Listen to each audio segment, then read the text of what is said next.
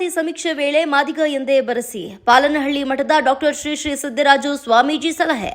ಮೇ 5ರಿಂದ 17ರವರೆಗೆ ಮನೆ ಮನೆಗೆ ಭೇಟಿ ನೀಡಿ ನಡೆಸಲಿರುವ ಒಳ ಮೀಸಲಾತಿ ಸಮೀಕ್ಷೆ ಸಂದರ್ಭದಲ್ಲಿ ಪರಿಶಿಷ್ಟ ಜಾತಿಯಲ್ಲಿ ಬರುವ ಎಲ್ಲರೂ ಮಾದಿಗರು ಎಂದು ಬರೆಸುವ ಮೂಲಕ ನಮ್ಮ ಸಂವಿಧಾನ ಬದ್ಧವಾದ ಹಕ್ಕನ್ನ ಪಡೆಯಲು ಜಾಗೃತರಾಗಬೇಕು ಎಂದು ಪಾಲನಹಳ್ಳಿ ಮಠದ ಸಿದ್ದರಾಜ ಸ್ವಾಮೀಜಿ ಹೇಳಿದರು. ನೆಲಮಂಗಲ ವಿಧಾನಸಭಾ ಕ್ಷೇತ್ರದ ಸೋಲೂರು ಹೋಬಳಿ ಪಾಲನಹಳ್ಳಿ ಮಠದಲ್ಲಿ ಸೋಮವಾರ ಕರ್ನಾಟಕ ದಲಿತ ಸಂಘರ್ಷ ಸಮಿತಿ ವತಿಯಿಂದ ನಡೆದ ಜನಜಾಗೃತಿ ಸಭೆಯಲ್ಲಿ ಮಾತನಾಡಿದರು.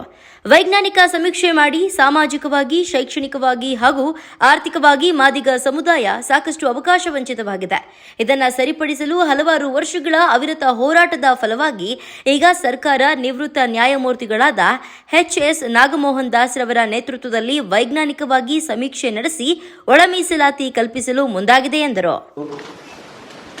ಈ ಒಂದು ಜಾತಿ ಗಣತಿಯ ಆಧಾರವು ರಾಜ್ಯಾದ್ಯಂತ ಪರಿಶಿಷ್ಟ ಜಾತಿ ಪರಿಶಿಷ್ಟ ಪಂಗಡಗಳ ಒಕ್ಕೂಟಗಳ ಒಂದು ಹಿಂದಿನಿಂದಲೂ ಕೂಡ 30 ವರ್ಷಗಳ ಕಾಲದಿಂದ ಘರ್ಷಣೆಯಿಂದ ಬಂದಿರತಕ್ಕಂಥದ್ದು ಒಳ ಮೀಸಲಾತಿಯ ವರ್ಗೀಕರಣ ಎಂಬತಕ್ಕಂತಹ ಪ್ರಪಂಚಗಳು.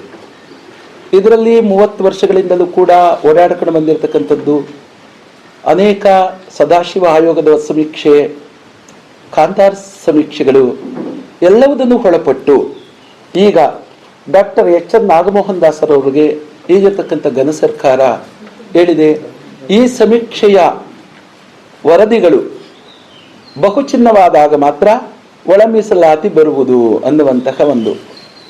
ಹಾಗಾಗಿ ನಾವು ಈ ಮಾದಿಗ ಬಂಧುಗಳು ಏನು ನಮ್ಮದು ಕಾಲಂ ನಂಬರ್ 61 ಇದೆಯೋ, ಮಾದಿಗ ಅಂತ ಬರೆಸಿದಾಗ ಮಾತ್ರ ಮಾದಿಗರ ಭವಿಷ್ಯವಾಗುತ್ತೆ ಎನ್ನುವಂತಹ ನಿಟ್ಟು ಅನೇಕ ಪೂಜ್ಯರುಗಳು, ಹೋರಾಟಗಾರರು, ಸಮಾಜ ಚಿಂತಕರು ಎಲ್ಲ ಬಹುಮುಖ್ಯವಾಗಿ ಓಡಾಡ್ತಕ್ಕಂಥದ್ದು, ಬಹಳ ಪ್ರಮುಖವಾಗಿ ಕೆಲಸ ಮಾಡ್ತಕ್ಕಂಥದ್ದು. ಇಡೀ ರಾಜ್ಯಾದ್ಯಂತ ನಾವು ಅನೇಕ ವರ್ಷಾನುಯಿಂದಲೂ ಕೂಡ ಆದಿಜಾಂಬವ, ಮಾತಂಗ ಮತ್ತು ಚಮ್ಮಾರ ಅನೇಕ ಹೆಸರುಗಳನ್ನ, ಅರುಂಧತಿ ಇಂಥವುದೆಲ್ಲವೂ ಕೂಡ ನಮ್ಮ ದಕ್ಷಿಣ ಕರ್ನಾಟಕದ ಒಂದು ಕಡೆ, ಉತ್ತರ ಕರ್ನಾಟಕ ಒಂದು ಕಡೆ, ಪೂರ್ವ ಒಂದು ಕಡೆ, ಪಶ್ಚಿಮ ಒಂದು ಕಡೆ ಅವರವರ ಉದ್ಯೋಗದ ಅನುಭವದ ಆಧಾರದ ಮೇಲೆ ನಮ್ಮ ಸಮುದಾಯದ ಪ್ರಪಂಚ ಚಿನ್ಮಯರ ಆಧಾರದ ಮೇಲೆ ಅವರವರ ಹೆಸರನ್ನು ಇಟ್ಕೊಂಡು ಬಂದಿದ್ದಾರೆ.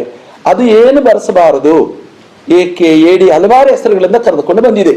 ಹಾಗಾಗಿ ಈಗ ನಮಗೆ ಬಹುಮುಖ್ಯವಾಗಿ ಮಾದಿಗ ಎಂಬತಕ್ಕಂಥ ಹೆಸರನ್ನು ನಾವು ಬರೆಸಬೇಕಾಗುತ್ತೆ.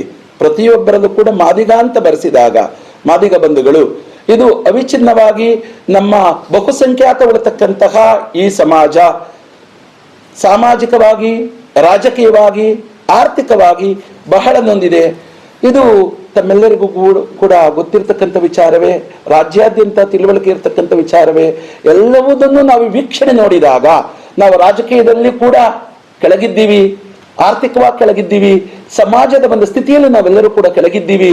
ಇದು ನಾವು ಪರಿಪಕ್ವವಾಗಿರ್ತಕ್ಕಂಥ ಕಾನೂನಿನ ಸುವ್ಯವಸ್ಥೆಯ ಸಂವಿಧಾನದ ಅಂಕುಶಾರ್ಪಣೆಗಳೇನಿದೆಯೋ ಅದಕ್ಕೆ ನಮಗೆ ಸೇರಬೇಕು ಅಂದಾಗ ನಮ್ಮ ಈ ಜಾತಿ ಗಣತಿಯ ಒಂದು ಪ್ರಮುಖವಾಗಿರ್ತಕ್ಕಂಥ ಸಮೀಕ್ಷೆ ಬಲಡ್ಯವಾದಾಗ ನಮ್ಮೆಲ್ಲರಿಗೂ ಕೂಡ ಬರತಕ್ಕಂಥ ಸವಲತ್ತುಗಳು ರಾಜಕೀಯವಾಗಿ, ಸಾಮಾಜಿಕವಾಗಿ, ಆರ್ಥಿಕವಾಗಿ, ಧಾರ್ಮಿಕ ನಿಘಂಟುಗಳು ಅನೇಕ ಚೈತನ್ಯವಾಗಿರ್ತಕ್ಕಂತಹ ಒಂದು ಶಕ್ತಿ ಬರುತ್ತೆ ಎಂದು ರಾಜ್ಯಾದ್ಯಂತ ಇದು ಪಸರಿಕೆ ಆಗಬೇಕು.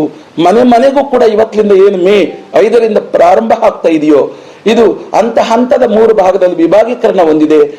ಹಂತವಾಗಿ ಇವತ್ತಿನ ಸಮೀಕ್ಷೆ ನಡೀತಾ ಇದೆ ಇಡೀ ರಾಜ್ಯಾದ್ಯಂತ. ಇದರೆಲ್ಲರೂ ಕೂಡ ಪಾತ್ರರಾಗಿ ಒಕ್ಕೂಟದ ಏಕತ ಮತದಿಂದ ಮಾದಿಗರು ಒಂದಾಗಿ ಶಿಕ್ಷಕರು ಬಂದಂತಹ ಸಂದರ್ಭದಲ್ಲಿ ಪರಿಣಿತವಾಗಿ ಬರೆಸಬೇಕಾಗುತ್ತೆ. ಮತ್ತು ಒಂದಷ್ಟು ಪ್ರತಿಷ್ಠಿತ ವ್ಯಕ್ತಿಗಳು ಅಷ್ಟು ಜಾತಿಗಳನ್ನು ಹೇಳಿಕೊಡುವುದಕ್ಕೆ ಹಿಂಜರಿತಾ ಇದ್ರು. ಹಾಗಾಗಿ ಸಮೀಕ್ಷೆಗಳಲ್ಲಿ ನಮ್ದು ಕುಂಠಿತವಾಗಿತ್ತು. ಇದು ಮಾದಿಗ ಅಂತಕ್ಕದ್ದು ಮಾನವ ಮೌಲ್ಯಗಳು ಬಹಳ ಮುಖ್ಯ. ಇದರಲ್ಲಿ ಉದ್ಯೋಗಕ್ಕೊಂದೊಂದು ಜಾತಿ ಮಾಡ್ಕೊಂಡು ಬಂದಿದ್ದಾರೆ, ಆಧಾರಕ್ಕೋಸ್ಕರವಾಗಿ ಮಾಡಿದ್ದಾರೆ. ಆದ್ರೆ ಮಾನವ ಮೌಲ್ಯಗಳು ಮುಖ್ಯ. ಇದು ಪ್ರತಿಷ್ಠಿತವಾಗಿರ್ತಕ್ಕಂತಹ ಸಂವಿಧಾನದ ಅಂಕುಶಾರ್ಪಣದಲ್ಲಿ ಸಮಾನತ್ವದ ಶಕ್ತಿ ಬರಬೇಕು ಅಂದಾಗ ನಮ್ಮ ಸಮಾಜದ ಎಲ್ಲಾ ಬಂಧುಗಳು ಮಾದಿಗ ಅಂತ ಬರೆಸಬೇಕಾಗಿ ಎಲ್ಲರ ಒಕ್ಕೂಟದಿಂದ ಎಲ್ಲ ಮುಖ್ಯ ಗಣ್ಯಮಾನ್ಯರು ಈ ಕಾರ್ಯಕ್ರಮಕ್ಕೆ ಆಗಮಿಸಿದ್ದಾರೆ. ಮಾಧ್ಯಮ ಬಂಧುಗಳು ನೋಡಿ, ಕಾರ್ಯಾಂಗ, ಶಾಸಕಾಂಗ, ನ್ಯಾಯಾಂಗ ತ್ರಿವಳಿಗಳ ಸಿದ್ಧಾಂತದಲ್ಲಿ 4ನೇ ಅಂಗವೂ ಕೂಡ ಮಾಧ್ಯಮ.